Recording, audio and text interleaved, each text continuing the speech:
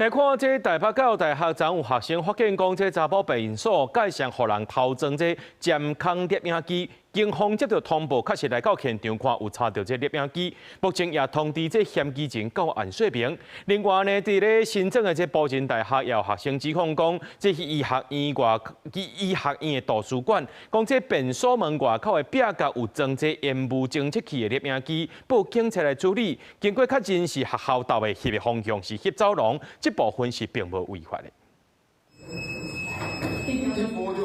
學校人員用偵測器一測，就隨開始嗶嗶叫。邊仔學生看到安尼嘛，攏在討論。這是國北教大的查某便所，學校之前才拄完成反偷翕的政策，但是前輩就有查某學生佇查某便所的隔間，發現可疑的配線，阿爸懷疑是用來偷翕的，隨報警察。沒看過，他們說有攝影的鏡頭。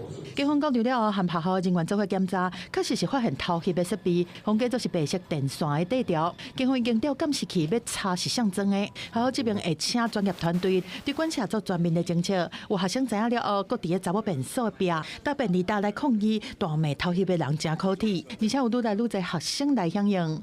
立即封鎖現場，並通報警方到學校採證。目前該涉案的設備已由警方來查扣。經專案小組勘驗現場，並調閱資料影像，報請台北地檢署檢察官指揮偵辦，現已火速查緝犯嫌到案。課證偵辦中。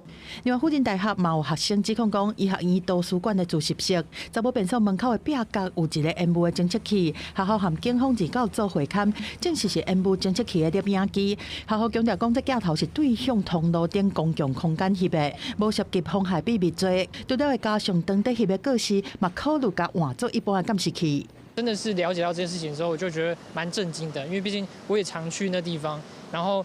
原來呢，一直都是就是針孔式攝影機，真的是非常的震驚。沒有全然的關注到說學生的感受，然後畢竟是裝在男廁女廁外面。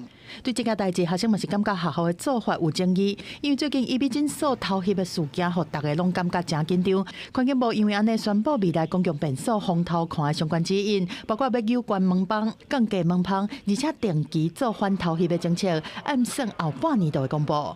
記者綜合報道。